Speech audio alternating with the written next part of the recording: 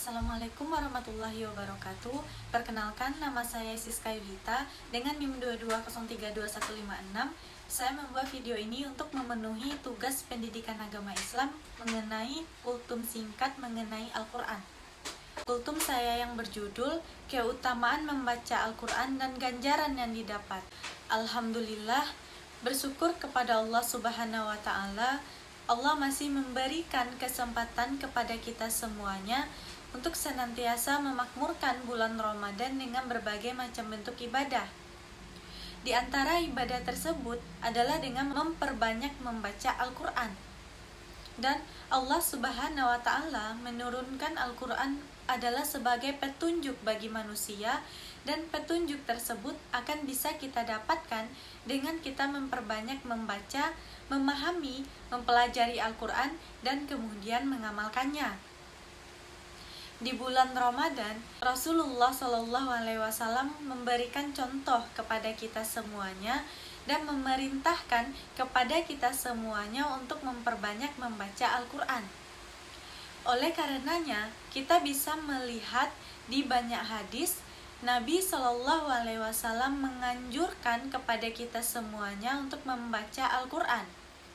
Di antara hadis-hadis tersebut adalah hadis Nabi SAW yang diriwayatkan oleh Bukhari dari sahabat Utsman bin Affan radhiyallahu anhu. Nabi SAW bersabda, "Sebaik-baik kalian adalah orang-orang yang mempelajari Al-Quran dan mengajarkannya." Hadis riwayat Bukhari. Sedangkan orang yang membaca Al-Quran tetapi terbata-bata, kesulitan, dan merasakan berat dalam membaca, maka mendapatkan 2 pahala. Hadis riwayat Bukhari dan Muslim. Saudara-saudara yang dimuliakan Allah Subhanahu wa Ta'ala, 2 pahala yang didapatkan orang yang membaca Al-Quran dibarengi dengan kesulitan, susah payah di dalam membacanya, itu adalah pahala karena dia mau membaca Al-Quran. Dan yang kedua adalah pahala karena merasakan sulitnya membaca Al-Quran.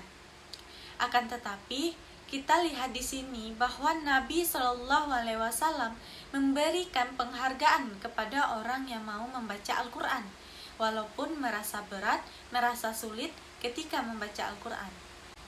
Di dalam hadis yang lain, Nabi SAW bersabda, "Bacalah Al-Quran, karena sesungguhnya Al-Quran akan datang pada hari kiamat memberikan syafaat kepada orang-orang yang membacanya." Hadis sahih riwayat Muslim.